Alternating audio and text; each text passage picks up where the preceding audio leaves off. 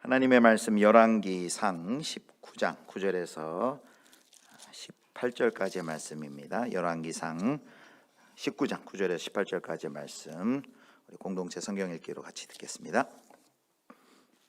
엘리야가 그곳 굴에 들어가 거기서 머물더니 여호와의 말씀이 그에게 임하여 이르시되, 엘리야야, 네가 어찌하여 여기 있느냐? 내가 만군의 하나님 여호와께 열심히 유별하오니 이는 이스라엘 자손이 주의 언약을 버리고 주의 제단을 헐며 칼로 주의 선지자들을 죽였음이오며 오직 나만 남았거늘 그들이 내 생명을 찾아 빼앗으려 하나이다. 너는 나가서 여호와 앞에서 산에 서라. 하시더니 여호와께서 지나가시는데 여호와 앞에 크고 강한 바람이 산을 가르고 바위를 부수나 바람 가운데 여호와께서 계시지 아니하며 바람 후에 지진이 있으나 지진 가운데에도 여호와께서 계시지 아니하며 또 지진 후에 불이 있으나 불 가운데에도 여호와께서 계시지 아니하더니 불 후에 세미한 소리가 있는지라. 엘리야가 듣고 겉옷으로 얼굴을 가리고 나가 굴 어귀에 서매 소리가 그에게 임하여 이르시되, 엘리야야, 네가 어찌하여 여기 있느냐? 내가 만군의 하나님 여호와께 열심히 유별하오니 이는 이스라엘 자손이 주의 언약을 버리고 주의 제단을 헐며 칼로 주의 선지자들을 죽였음이오며 오직 나만 남았거늘 그들이 내 생명을 찾아 빼앗으려 하나이다. 너는 내 길을 돌이켜 광야를 통하여 다메섹에 가서 이르거든 하사엘에게 기름을 부어 아람의 왕이 되게 하고 너는 또 님시의 아들 예후에게 기름을 부어 이스라엘의 왕이 되게 하고 또 아벨무홀라 사밧의 아들 엘리사에게 기름을 부어 너를 대신하여 선지자가 되게 하라. 하사엘의 칼을 피하는 자를 예후가 죽일 것이요 예후의 칼을 피하는 자를 엘리사가 죽이리라. 그러나 내가 이스라엘 가운데 7,000명을 남기리니 다 바알에게 무릎을 꿇지 아니하고 다 바알에게 입맞추지 아니한 자니라.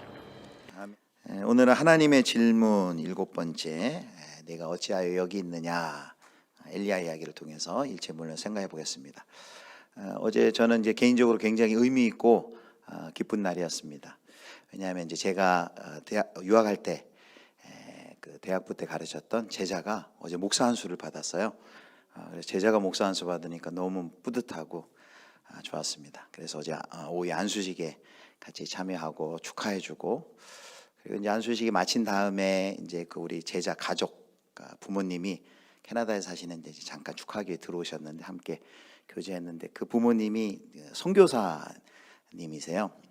그래서 지금은 이제 선교지에서 나오셔가지고 이제 다른 사역을 하시지만 캄보디아에 한 7년 정도 이제 의료 선교를 하셨습니다. 그래서 이제 오랜만에 만나서 이제 선교를 어떻게 하셨는지 이야기를 이제 쭉 들었습니다. 캄보디아 날씨를 물어보면 그렇게 얘기한다네요.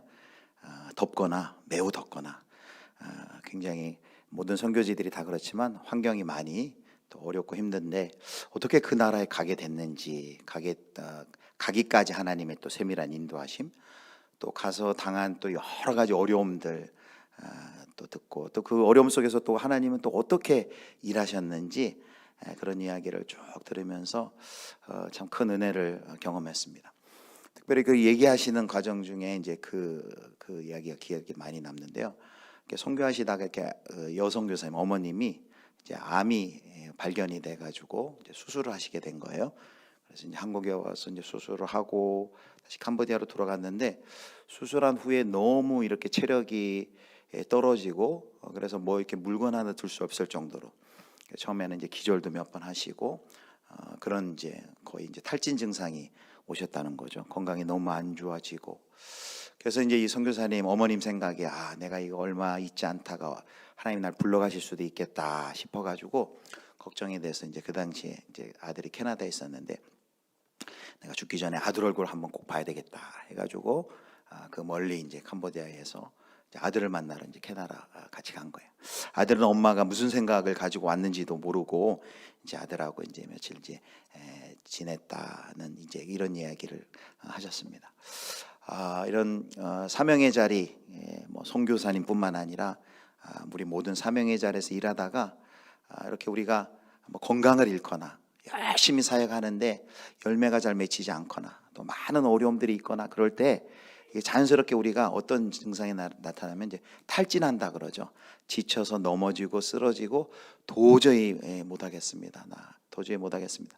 그래서 못하기도 하고 안 하기도 하고 포기하는 그런 일들이 우리 삶 가운데 많이 일어납니다. 비단 뭐 선교사님뿐만 아니라 특별히 전문인들은 이 섬기는 직종에 있는 분들이 많이 이런 탈진이 일어난대요. 뭐 간호사, 의사, 이렇게 서비스 업종에 있는 분들이 교회에서도 마찬가지겠죠.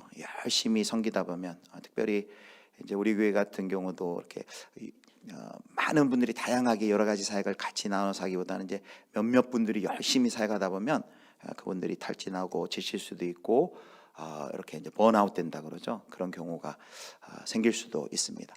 사역의 자리, 사명의 자리에서 우리가 열심히 충성하며 순종하다가 이런 탈진이 올 때 하나님께서는 우리에게 어떻게 말씀하실까? 오늘 그 주제를 함께 살펴보려고 합니다. 본문에 보면 탈진에서 쓰러져 있는 한 명을 우리가 발견하죠. 바로 광야에 쓰러져 로뎀나무 아래 쓰러져 있는 엘리야를 발견합니다. 우리 4절 말씀 보겠습니다. 4절 말씀 우리 같이 읽겠습니다. 시작. 자기 자신은 광야로 들어가 하룻길쯤 가서 한 로뎀나무 아래에 앉아서 자기가 죽기를 원하여 이르되 여호와여 넉넉하오니 지금 내 생명을 거두시옵소서. 나는 내 조상들보다 낫지 못하니이다 하고. 아멘. 지금 이제 로뎀나무, 광야의 로뎀나무까지 도망가서 거기에 이제 쓰러져 있는 엘리야를 보는데요. 우리가 로뎀나무 하면 막 멋져 보이죠. 막 카페 이름이 막 로뎀 카페 이러니까 굉장히 멋지게 생각하는데 이 로뎀나무는 이렇게 검색해 보면 대쌀이 나무처럼 돼서 거의 이렇게 그늘이 별로 없어요. 로뎀나무의 밑에 들어가서 그늘을 찾는다는 것은 완전히 너무나도 절망적이고 비참한 상황을 묘사합니다. 근데 거기에서 죽여달라 했는데 사실 이런 데 있으면 죽여달라고 하지 않아도 하나님이 안 죽여도 좀 있으면 죽을 수밖에 없어요. 40도에서 50도가 넘는 그 뜨거운 광야, 뜨거운 바람이 부는 곳에서 그늘 한 점 없는 곳에서 이렇게 쓰러져 있다는 것은 죽으려고 정말 작정을 한 것이나 다름이 없죠. 근데 거기 뭐라고 얘기합니까? 거기 쓰러져서 엘리야가 뭐라고 얘기냐면은 죽여달라 그래. 여호와여 넉넉하오니 지금 내 생명을 거두어 주시옵소서라고 하나님께 크게 절망하여서 부르짖고 있죠. 여러분은 왜 엘리야가 이렇게 절망해서 지금 광야까지 멀리 도망와서 이렇게 쓰러져 죽기를 간구하고 있습니까? 그것은 표면적인 이유는 19장 2절을 보면 우리 앞에 읽지 않은데 1절에 8절 보면 그 아세벨이 갈멜산에서 아세라 바알 선지자 850명을 이 엘리야가 처단한 후에 화가 머리끝까지 나가지고 내가 반드시 엘리야를 죽이고야 말겠다라는 그 메시지를 사신을 통해 보내요.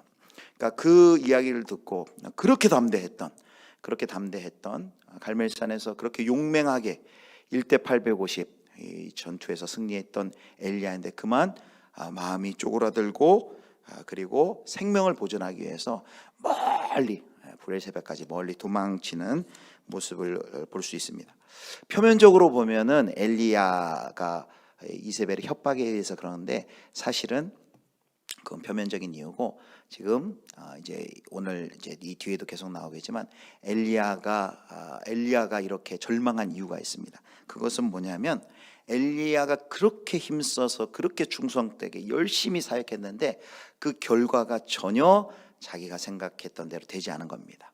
엘리야는 그렇게 기대했겠죠. 이제 갈멜산에서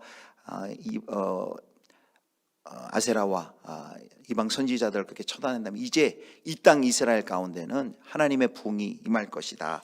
백성들은 거국적으로 회개를 하고 죄악은 씻겨내리고 주님께로 돌아올 것이다 라고 이 영적인 부흥, 놀라운 개혁의 역사가 일어날 줄 알았는데 너무나 그 기대는 단순한 장밋빛에 불과하다는 것을 얼마 뒤에 깨달았습니다. 갈멜산에서 그런 하나님의 능력이 나타났음에도 불구하고 회개는커녕 이세벨은 회개하지 않고 오히려 그 신앙의 개혁의 주역인 이 엘리야 자기 자신을 죽이려는 이런 시도들을 볼 때 도대체 하나님 이게 맞는 겁니까? 왜 세상이 도대체 이와 같아야 합니까? 라면서 그가 절망하게 되죠. 그리고 그는 영적으로 또 육체적으로 정신적으로 완전히 탈진하여서 그가 도망가게 됩니다. 그래서 이제 1절부터 8절까지 보면 이제 로뎀나무 아래에 있는 그곳에 쓰러져 있는 지쳐서 울다가 쓰러져 있는 이 엘리야에게 하나님께서 천사를 보내시고 그를 어루만지고 그리고 그에게 숯불에 구운 떡과 물을 먹이는 것이 나와 있습니다. 그러니까 회복을 시켜 주시려는 거죠. 그렇게 먹고 또 잠들으니까 또 하나님이 천사를 통해 어루만져주고 마사지해주고 또 일어나서 먹이고 또 힘과 회복을 하나님께서 처방해 주십니다. 그리고 이제 7절에 이런 얘기를 합니다. 7절 말씀에 보면 7절과 8절 볼까요? 여호와의 천사가 또 다시 와서 어루만지며 이르되 일어나 먹으라 내가 갈 길을 다 가지 못할까 하노라 하는지라. 우리 8절 같이 읽습니다. 이에 일어나 먹고 마시고 그 음식물에 힘을 의지하여 40주 40야를 가서 하나님의 산 호렙에 이르니라. 아멘. 여기 보면 이제 내가 길을 이기지 못할까 하노라 여호와의 사자가 얘기하는데 엘리야가 가야 할 길이 있다는 거죠. 근데 엘리야가 가야 할 길이 있는데 엘리야는 이제 자신이 마음 먹은 길을 갑니다. 이제 자신의 길을 갑니다. 그게 이제 8절 하반절에 나온 것처럼 하나님의 산 호렙이에요. 하나님이 엘리야에게 호렙산으로 가란 게 아니고 엘리야가 자기가 마음에 결정해서 간 곳이 호렙산이에요. 하나님이 원하셨던 길은 이제 턴해서 도망친 그 자리에서 다시금 이제 사명의 자리 북이스라엘로 돌아가길 원했는데 엘리야는 더 남쪽으로 내려가서 호렙산, 우리가 시내산이라 하는 그곳으로 내려갑니다. 왜 엘리야가 호렙산으로 내려갔을까요? 이제 호렙산 하면 모세의 이미지가 여기 겹칩니다. 모세도 시내산에서 거기서 하나님의 현현을 경험했죠. 특별히 여기 이제 엘리야는 40일 40 낮과 밤을 걸어서 이제 호렙에 이르는데 이 40이라는 숫자가 모세하고 겹쳐져요. 모세도 40일간 시내산에서 올라가서 하나님과 독대했던 그런 경험이 있죠. 그래서 이 엘리야가 옛날 그 모세가 하나님을 만났던 것처럼 하나님과 뭐 담판이라도 하려고 나도 그런 모세처럼 호렙산으로 가야지라고 한 것일까요? 어떤 이유 때문에 호렙산으로 이렇게 40일에 걸쳐서 그가 가게 된 것일까요? 자, 이제 오늘 본문으로 들어가는데요. 엘리야가 이제 호렙산에 도착해서 들어간 곳이 어디냐면 동굴로 들어가 버려요. 동굴로. 9절 말씀 보겠습니다. 9절 말씀. 엘리야가 그곳 굴에 들어가 거기서 머물더니 여호와의 말씀이 그에게 임하여 이르시되 엘리야야 내가 어찌하여 여기 있느냐. 우리 오늘 질문인데 같이 한번 따라해 주시겠습니까? 엘리야야 네가 어찌하여 여기 있느냐. 이제 이게 오늘 이제 하나님의 질문 7번째인데요. 하나님께서 뭐 엘리야가 왜 거기 와 있는 줄 몰라서 그동안 우리가 쭉 살펴봤던 질문도 그렇지만 몰라서 했던 질문은 결코 아니죠. 하나님의 의도가 가진 질문입니다. 여기 이렇게 질문하신 이유 하나님께서 막 책망하려고 하신 걸까요? 너 지금 네가 여기 있어서 되겠냐? 너가 가야 할 길 사명의 길이 있는데 거기서 도망쳐가지고 지금 여기서 뭐 하고 있는 거냐? 라고 책망하시는 걸까요? 아니면 질책하시는 걸까요? 사역의 자리, 사명의 자리에서 도망친 엘리야를 지금 질책하시는 걸까요? 이 엘리야야 네가 어찌하여 여기 있느냐라는 이 질문은 도대체 어떤 의미가 있을까요? 이 질문의 의미를 살펴보려면 이제 엘리야의 답변을 보면 돼요. 이 질문에 엘리야가 뭐라고 답변했는지 보십시오. 굉장히 길고 장황하게 답변합니다. 자, 10절 말씀 같이 보겠습니다. 10절 시작. 그가 대답하되 내가 만군의 하나님 여호와께 오니 이는 이스라엘 자손이 주의 언약을 버리고 제단을 헐며 칼로 주의 선지자들을 죽였음이오며 오직 나만 남았거늘 그들이 내 생명을 찾아 빼앗으려 하나이다. 아멘. 아까 로뎀나무 아래서 내 생명을 취하여 주십시오, 죽여 주십시오라고 절망 가운데 부르짖었는데 하나님의 천사를 보내 어루만지고 떡도 주고 물도 주고 또 어루만지고 떡 주고 울고 주고 그런 처방을 내렸지만 그것만으로 부족했나 봐요. 그걸로 해결이 되지 않았습니다. 여전히 똑같아요. 지금 10절 말씀을 보면 지금 우리는 호렙산에 간 뭔가 거창한 이유가 있는 줄 알고 그것에 대해 대답할 줄 알았는데 왜 여기 있느냐, 어찌 여기 있느냐라는 질문에 직접적인 답변은 하지 않고 또다시 저 마음속 깊은 자신의 그 불만을 하나님께 토로하고 있습니다. 뭐 어떤 얘기입니까? 나는 하나님께 당신도 알지 않습니까? 내가 하나님을 향해 얼마나 특별한 열심을 가지고 내가 충성했습니까? 그런데 지금 이스라엘의 이 꼴이 무엇입니까? 하면서 이스라엘 자손이 주의 언약을 버리고 주의 제단을 헐었고 칼로 주의 선지자들을 죽였습니다. 지금 이 이스라엘의 상황을 보시고 하나님 도대체 지금 뭐 하고 계신 겁니까? 오직 나만 남았습니다. 다 죽고 나 혼자 지금 남아 있습니다. 여기서 나만을 강조하고 있어요. 나 혼자 지금 남아 있는데 하나님 뭐 하고 있습니까? 엘리야가 깊은 실망과 좌절, 패배감 가운데 한마디로 우울증에 지금 빠져 있는 모습을 우리가 보게 됩니다. 아까도 말했지만 그의 기대가 무너졌죠. 하나님 갈멜산에서 그토록 큰 승리를 주셨다면 연이어서 계속해서 우리 이 이스라엘을 영적으로 하나님께서 변화시키고 개혁시켜야 되지 않겠습니까? 그런데 도대체 이게 무슨 꼴입니까? 차라리 날 죽여주십시오 라고 하나님 앞에 울부짖는 것이죠. 아마 이 엘리야가 이 말할 때 눈에 눈물이 아마 맺혀 있지 않을까 그런 생각이 듭니다. 자, 그래서 엘리야야 내가 어찌하여 여기 있느냐라는 이 질문에 대한 이 엘리야의 그 거칠고 긴 불평은 그가 이제 호렙산에 간 의도를 우리에게 보여줘요. 우리는 뭔가 좀 거창한 이유가 있을까라고 생각했는데 이 엘리야의 이 답변을 보면요, 엘리야가 왜 호렙산에 갔어요? 쉽게 얘기하면 선지자직 사표 내려고 간 거예요. 선지자직 사표 내려고. 하나님 도대체 뭐 하십니까? 이것이 하나님의 정입니까? 저는 더 이상 못해 먹겠습니다. 저 이 사역 그만둘 겁니다.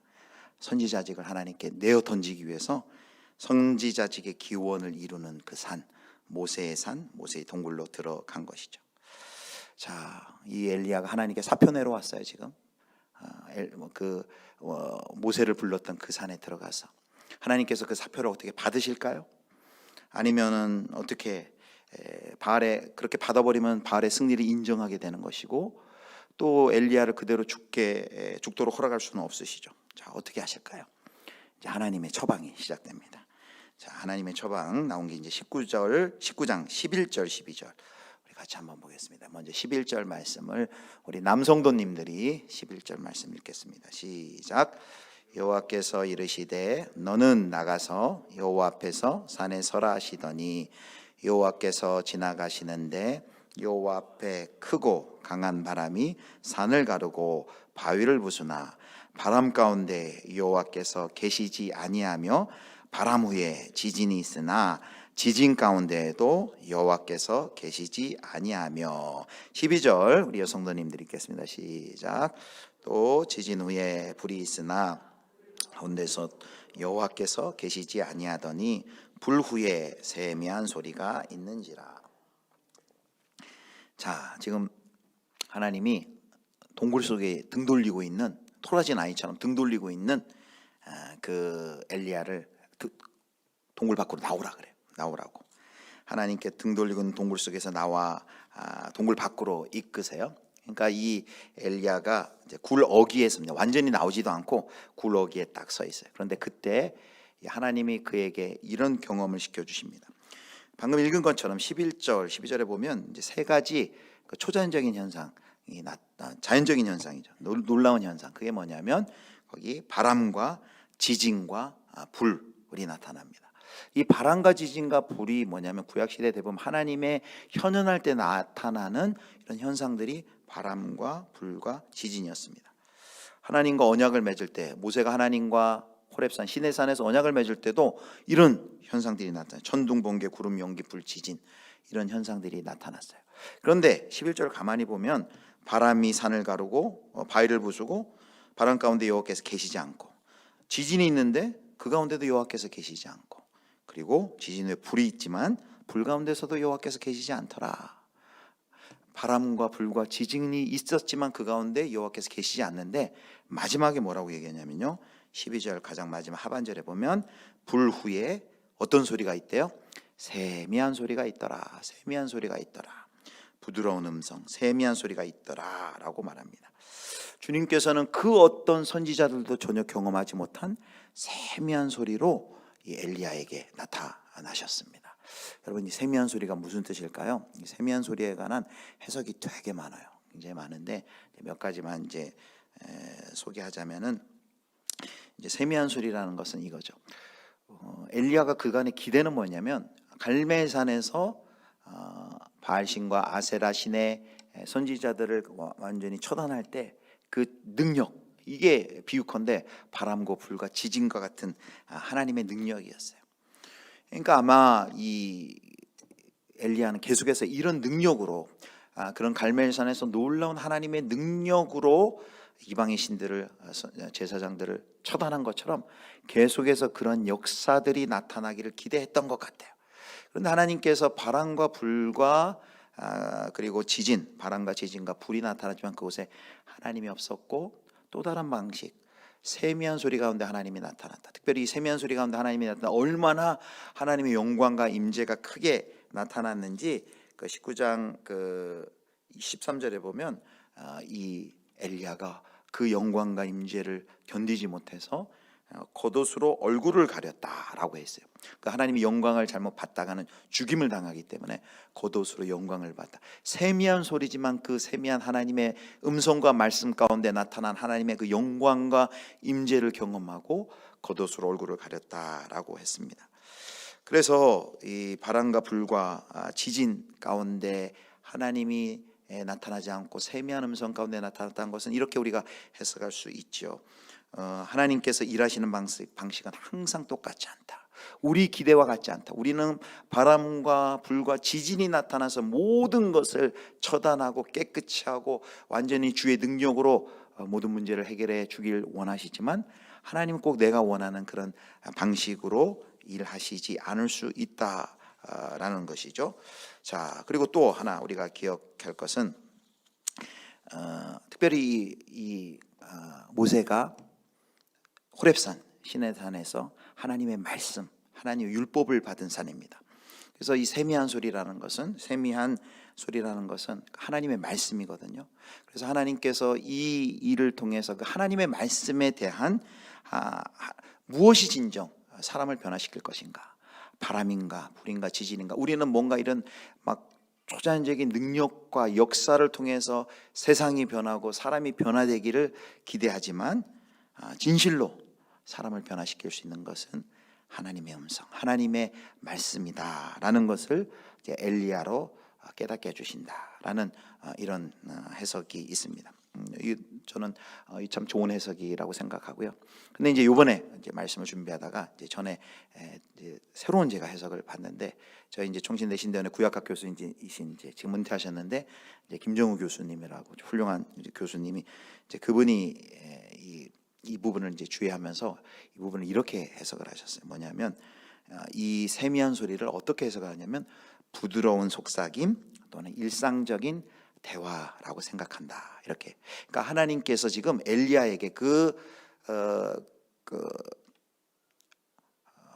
탈진해 있고 그 절망해 있고 낙담해 있고 실패의 자리에 있는 그에게 부드러운 음성, 그러니까 부드러운 속삭임, 일상적인 대화, 그에게 말을 지금 부드러운 대화를 걸어오셨다라는 것입니다. 부드러운 말씀의 위로를 지금 건네고 계시다는 거예요.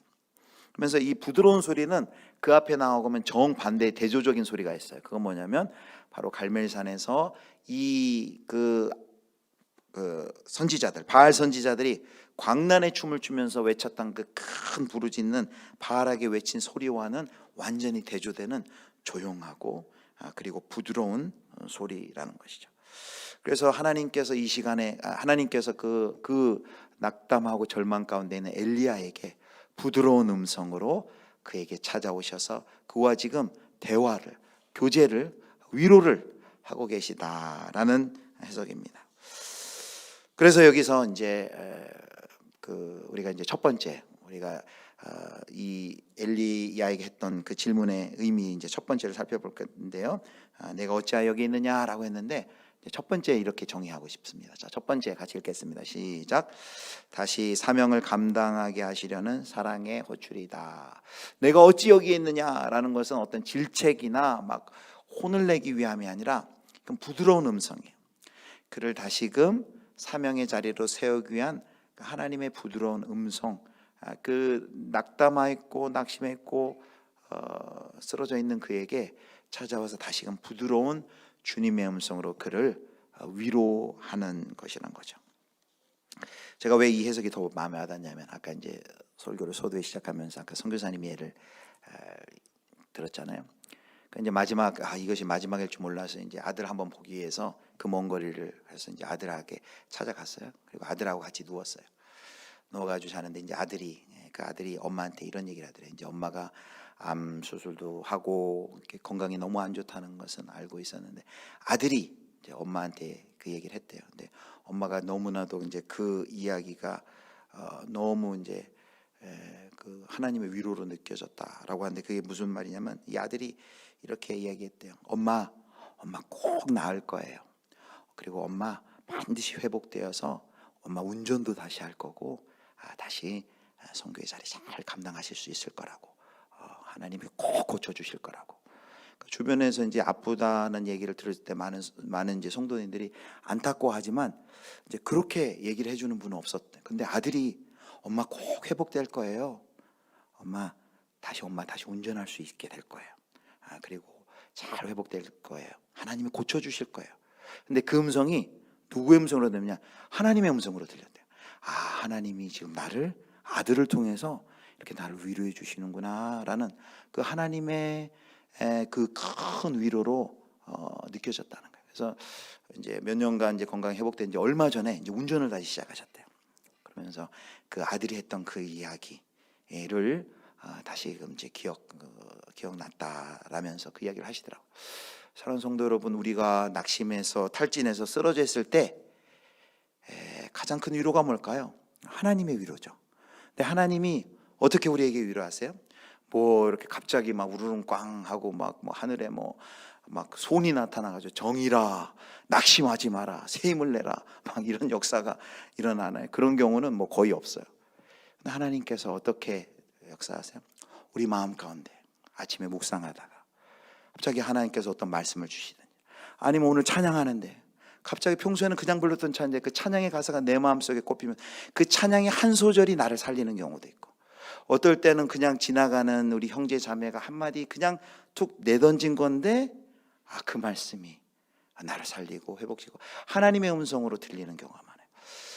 하나님께서 우리들을 낙심하고 사명의 길 가다가 낙심한 우리 애들을 위로하시기 위해서 하나님께서 우리 지체들을 사용하셔서 우리 친구, 부모님, 형제 자매들 통해서 그렇게 위로하고 회복하는 그런 경험들, 저도 그동안에 그런 경험들을 했었고 아마 그런 경험들이 많이 있을 거예요.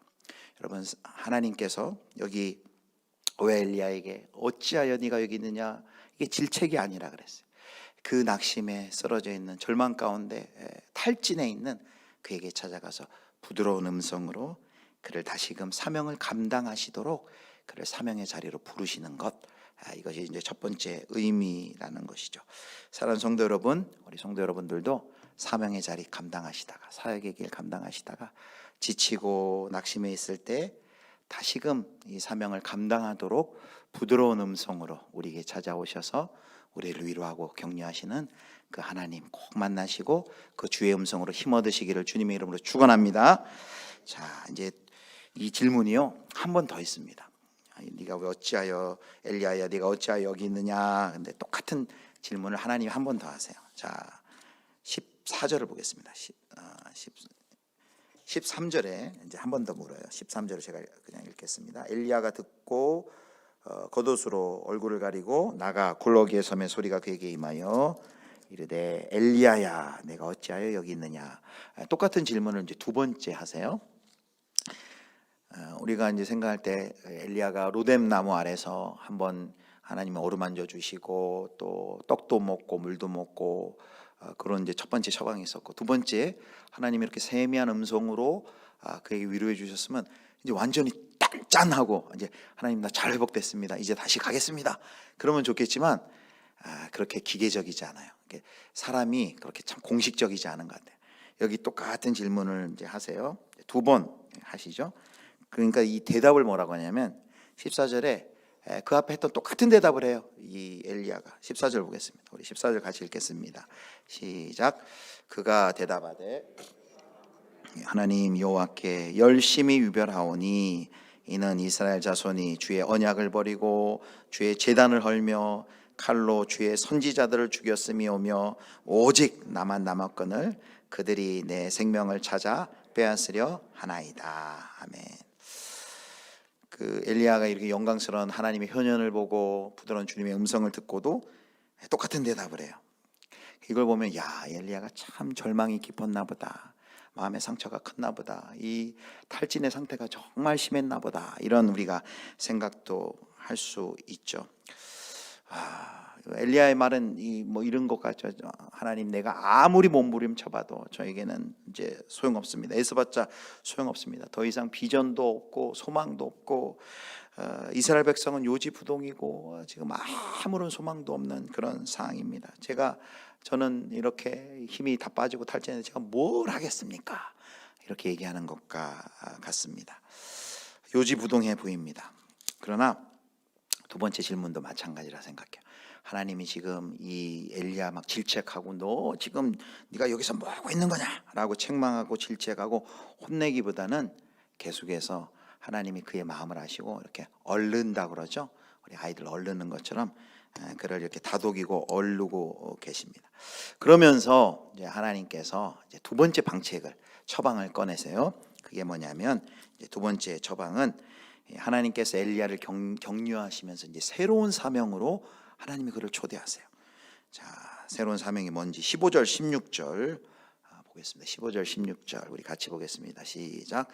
여호와께서 그에게 이르시되 너는 내 길을 돌이켜 광야를 통하여 다메섹에 가서 이르거든 하사엘에게 기름을 부어 아람의 왕이 되게 하고 너는 또 님시의 아들 예후에게 기름을 부어 이스라엘의 왕이 되게 하고 또 아벨 모올라 사밧의 아들 엘리사에게 기름을 부어 너를 대신하여 선지자가 되게 하라. 아멘. 자, 17절은 거둬 주셔도 되고요. 자, 15, 16절에 보면 세 가지 새로운 사명을 줘요. 그런데 이 세 가지 사명은 이전에 엘리야가 했던 것과는 비교할 수 없을 정도로 더 큰 사명이에요. 지금 엘리야는 나는 이제 끝입니다. 나 이래선 더 이상 선지자 못 해먹겠습니다. 그만두겠습니다. 사표 쓰겠습니다. 난 지쳤습니다. 이렇게 지금 하나님을 향해서 원망하고 있는데 하나님께서는 그를 오히려 새로운 사명, 오히려 이전에 했던 것보다 더 큰 사명의 자리로 사명을 그에게 맡기세요. 세 가지가 나오죠. 뭡니까? 하사엘에게 기름을 부어 아람의 왕 되게 하고, 이제 지경을 높여서 이제 아람 왕까지 세우라고 해요. 예후에게 기름을 부어 이스라엘 왕이 되게 하고, 그리고 사밧의 아들 엘리사에게 기름을 부어 선지자가 되게 하라라는 이런 어마어마한 사명을 그에게 다시금 부어 주십니다. 엘리야는 자기 사명이 끝났다고 하는데 하나님은 지금 뭐라고 말씀하시는 거예요? 야, 네가 사명이 끝나기는 왜 끝나? 너는 해야 할 더 큰 일이 있어 하면서 그 엘리야를 사명이 남아있는 정도가 아니라 더 큰 사명으로 그를 부르십니다. 초대하십니다. 도대체 하나님께서 이것을 통해 뭘 엘리야에게 보여주시는 걸까요? 자, 두 번째, 이 질문의 의미 두 번째 보겠습니다. 두 번째 같이 읽겠습니다. 시작. 사명의 길은 하나님이 주도하신다. 아멘. 그러면 사명이 뭐죠? 국어사전에 보면 사명의 뜻이 이렇게 돼 있어요. 맡겨진 임무라고 돼 있어요. 그리고 사신이나 사절이 받은 명령. 이 사명이란 것은 받는 거지 내가 이거 하고 싶어서 하는 게 사명이 아니에요. 근데 지금 엘리야는 뭐예요? 그 사명 끝내고 싶었어요. 그만두고 싶었어요. 그리고 자기가 볼 때 돌아가는 상황 보니까 이제 나 사명 끝났어. 이제 더 이상 이런 상황에 내가 무슨 사명자야, 사명의 길 가라고 하는데 하나님 뭐라 그랬어요? 하나님은 끝나지 않았다는 거예요. 아니, 끝나지 않은 정도가 아니라 너는 새로운 사명의 길을 가야 돼 라면서 지금 새로운 사명, 더 큰 사명의 자리로 그를 초대하는 것 볼 수 있습니다. 내가 하고 싶다고 하고 하기 싫다고 안 하는 게 사명이 아니라는 거죠. 하나님이 주도하시는 것, 사명이라는 것은 맡겨주시느니 하나님이 맡겨주시는 것이 사명이지 내가 하고 싶은 거 찾아서 이거 하는 거 사명, 이거 하기 싫으면 안 하는 거 사명이 아니죠. 하나님이 그 맡겨주신 것 그것 받아서 우리가 충성하는 것이 사명이라는 것이죠. 그리고 하나님께서는 그래서 이 사명을 맡겨주시는 걸 통해 하나님이 이 사명의 길을 하나님이 지금 주도하고 계신다라는 것을 이 엘리야에게 보여주는 것이죠. 세미한 음성, 부드러운 음성으로 만나 주셨다는 건 지금 내가 너와 함께 하고 있다라는 것을 확인해 주시는 거고요. 그리고 지금 이 새로운 사명을 부여하는 것은 이 사명의 길을 내가 주도하고 있다라는 걸 가르쳐 주고 있습니다. 그리고 오히려 하나님은 우리가 끝인 줄 알았던 그 자리에서 하나님의 새로운, 하나님의 놀라운 사명을 다시금 거기서 시작하시는 것을 우리가 보고 있습니다. 엘리야는 깜짝 놀랐죠. 지금 자기가 볼 때 자기가 판단하기엔 자기가 지금 이 모든 상황과 이스라엘의 영적인 상황과 질서 지금 일어나는 것을 볼 때 이건 이제 끝이고 절망이고 이제 이 어두운 질서가 영원할 줄로 생각하고 그는 포기해 버리려고 했습니다. 그런데 하나님께서 뭐라고 말씀하세요? 이제 내가 여는, 내가 주도하는, 너는 생각지도 상상하지도 못하는 그 놀라운 새로운 세계가 이제 열릴 것이다 라고 말씀을 하세요. 그래서 주님은 엘리야조차 모르는 그 새로운 세계를 설계하시면서 이제 역사하실 것을 말씀을 하고 계십니다. 영원할 것만 같은 이 흑암의 그 이세벨의 그 아합의 통치를 하나님께서 이제 끝내시고 하나님께서 새롭게 시작하실 일들을 말씀하세요. 그리고 더 놀라운 것은 18절에 이 엘리야는 전혀 알지 못하는 하나님이 지금까지 해오셨고 앞으로 하실 일에 대해서 18절에 말씀하세요. 18절 보겠습니다. 18절 말씀 같이 읽겠습니다. 시작. 그러나 내가 이스라엘 가운데 7,000명을 남기리니 다 바울에게 무릎을 꿇지 아니하고 다 바울에게 입맞추지 아니한 자니라. 아멘. 여기 7,000명일 때요, 7도 완전수고 1,000도 완전수예요. 7,000도 완전수예요. 하나님께서 완전하게 지금 엘리야는 뭐라고 얘기했어요? 오직 나만 남았대요. 근데 하나님 뭐라고 말씀하세요? 바알에게 무릎 꿇지 않은 7,000명을 남기리니. 여러분, 바알에게 무릎 꿇지 않은 7,000명, 그 완전한 수, 하나님께서 이렇게 예비하시고 그 하나님의 백성들을 보존하시고 그들을 통해서 하나님의 일을 계속해 나가시겠다라는, 하나님이 어떻게 이러셨고 앞으로 어떻게 일하실지에 대한 하나님의 일하심에 대해서 그 비밀을 이렇게 보여주고 있는 것입니다. 그래서 이 내가 어찌하여 여기 있느냐라는 이 질문의 세 번째 뜻은 이것입니다. 자, 세 번째 보겠습니다. 같이 읽겠습니다. 시작. 하나님이 열어가시는 새로운 세계로의 초대입니다. 엘리야로서는 도저히 상상도 못했을, 엘리야로서는 도저히 꿈도 못 꿔봤을 그 하나님이 열어가시는 새로운 세상, 하나님이 열어가시는 그 하나님의 나라를 향한, 그 하나님이 앞서 행하시는 그 나라를 향하여 이 엘리야의 절망 가운데 쓰러져 있던 그를 다시금 그 자리로 하나님이 그 초대하시는 그 초대가 엘리야야, 내가 왜 여기 있느냐, 어찌 여기 있느냐라는 것이죠. 사랑하는 성도 여러분, 오늘 말씀을 맺겠습니다. 열심히 하나님의 길, 사명의 길 충성하고 혼신의 힘을 향해 달려가다가 자기 뜻대로 계획이 진행되지 않고 모든 상황이 너무 암울하고 끝인 것처럼 보여서 탈진하여 쓰러진 그 엘리야, 그 엘리야에게 하나님께서 그 호렙산까지 하나님 찾아가셔서 엘리야야, 내가 어찌 여기 있느냐라고 하나님이 질문하셨습니다. 그 질문은 어떤 뜻이 있다고요? 세 가지 살펴봤죠. 자, 첫 번째, 이것은 혼냄이나 책망이나 질책이 아니라 부드러운 소리, 부드러운 음성, 다시금 사명을 감당하게 하시려는 그 사랑의 하나님의 호출, 초대인 줄을 여러분 믿으시길 바랍니다. 두 번째, 하나님이 그 자리에서 자기는 사명이 끝이라고 생각했어. 그런데 더 큰 사명의 자리로 그를 초대하세요. 나는 끝이라고 생각했던 그 자리에서 하나님은 더 놀라운 하나님의 일을 계획하고 계세요. 사명은 하나님이 맡긴 것이 사명이지 내가 하고 싶은 것이 사명이 아니죠. 사명의 길을 그 하나님이 주도하심을 우리에게 알려주십니다.